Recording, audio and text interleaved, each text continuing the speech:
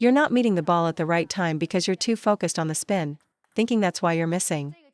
In reality, you're mistiming the rhythm. Today, let's talk about service returns. You have to decide if you want to be a competitive player.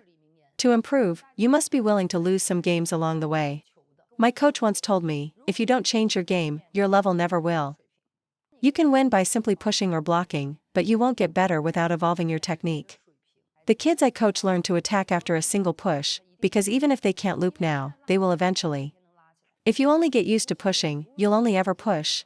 Judging the ball too late will compromise your preparation and ready position. A serve has two bounces, one on their side, one on yours. You must read the spin on the first bounce to execute the correct return for topspin or backspin. I read the spin on that first bounce. Most amateurs only react on the second bounce, or they just block instinctively without reading the ball. I'm showing you this so you understand, your brain must command your hand to move on the server's first bounce. That command is to identify topspin or backspin, then decide whether to hit or loop. When your mind and body are in sync, your return becomes a weapon your opponent can't handle. The second key point, it's not just spin that causes errors. It's also placement and speed.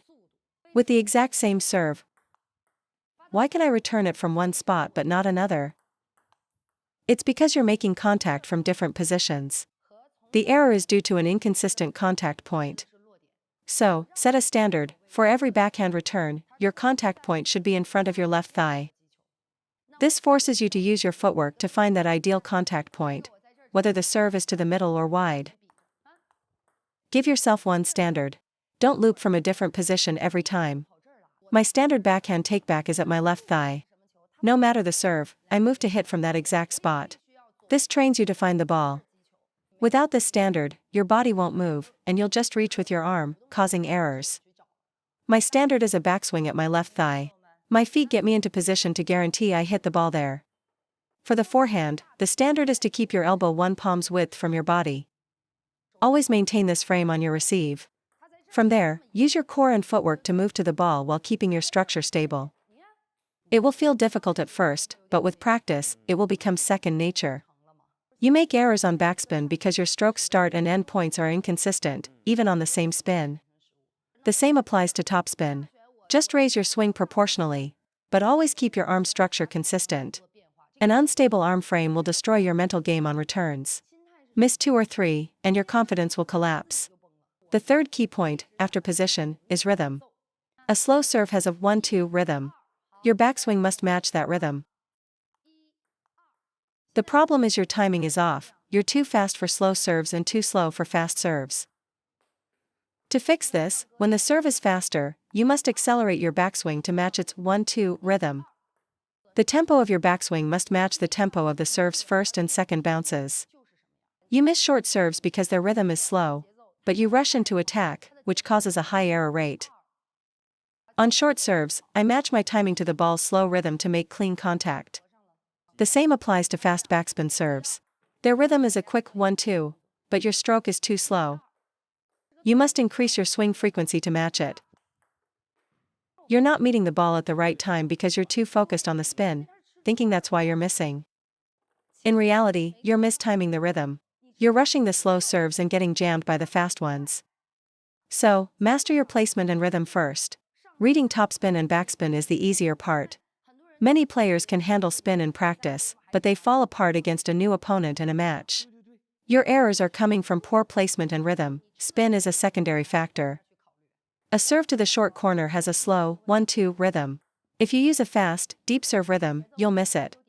Look, when I adjust to the rhythm of a short corner ball, I can return it effortlessly. I've started counting the beat on my returns recently, and it works incredibly well. Conversely, using a slow rhythm against a deep, fast serve will get you jammed every time. Amateurs often get beat by fast, long serves. This is because a fast serve has a quick rhythm, but your backswing is too slow. You have to match its frequency. If the serve is a quick 1-2, your backswing must also be a quick 1-2. A short serve's rhythm is always slow. Never rush it. Slow down your preparation to match its 1-2 tempo. On your return, prioritize rhythm and position first, then consider the spin. We often struggle with serves that have tricky side spin. You're not missing because of the spin, but because of poor positioning, which leads to mishits on your hand or the racket's edge. First, get into position. The ball is floating and soft, so you must use your body to intercept its path and control it. If you push with the side spin, the ball will fly off. You must block against the spin to make the return. Positioning is absolutely critical. Always aim to meet the ball with the sweet spot of your paddle, regardless of its height. Amateurs often just wave at the ball and make contact anywhere. This will always lead to errors. First, align your paddle. Second, adjust your rhythm. Finally, for spin, just push heavy backspin and block topspin. You won't miss. This also teaches you about your own serve. Don't just focus on generating spin. Combine your spin with variations in placement and rhythm. For example, serve a fast backspin and then a slow, heavy spin backspin. Using two different rhythms on your backspin serve will confuse your opponent. When you integrate rhythm and placement with your spin, your serve becomes a versatile weapon.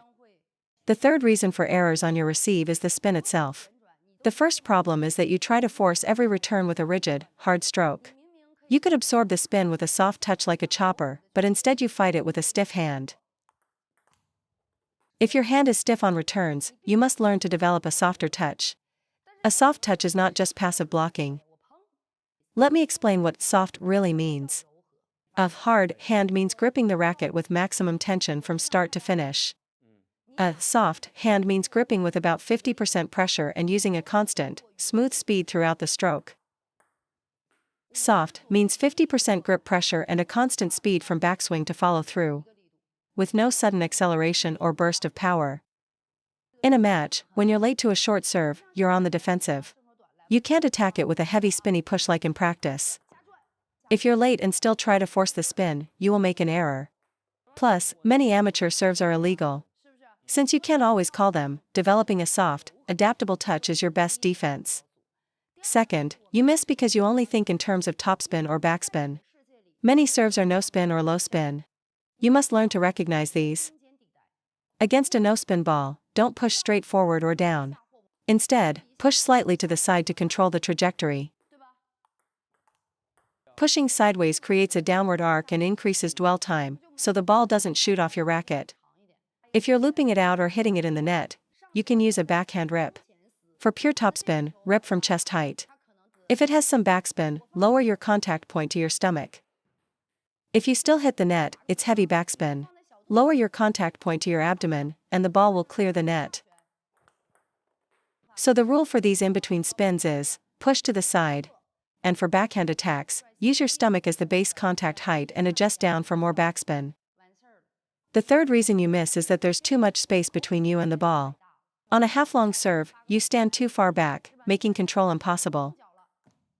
When the ball is far away, trying to hit it is like swatting a fly. You have no control. You might get it over the net, but you will have no consistency. Elite players make contact very close to their body. On a half-long push, for example, I step in to get close, making contact as if my racket is sticking to the ball. This gives me total control over placement. It's the same for looping. You struggle to lift sidespin backspin because you take a big backswing. The ball drops while your racket moves forward, creating a collision. Instead, get very close and carry the ball up. Don't let your forward swing crash into the ball's downward path. Carrying the ball means your racket moves with it. Hitting from a distance creates a collision that amplifies the spin's effect. Even when I use power, as long as I stay close to the ball and find the right contact point, I can execute the shot. But if I create a little space and use that same power, the ball dives straight into the net. It's the same for a forehand flick. If you are too far from a short ball, you will always flick it long. But if I get close and stick to the ball, I can generate power and maintain control. Simply put, get close to the ball to control it. From a distance, you have almost no control. The ball is light and floaty. The only way to control it is to get close to it. Your mindset on service returns should be the same as for blocking. When you block, you don't take a big swing, you stay in front and absorb the pace. Approach your receive with that same mentality. Be patient, find the ball first, and then complete your stroke. Pros can anticipate and step around for a power loop because of years of specialized physical training. They have a powerful foundation. Since we don't, we must focus on staying close to the ball and using good spin and placement. If I were teaching right after retiring, I'd tell you to anticipate early, pivot, and step in with your left foot.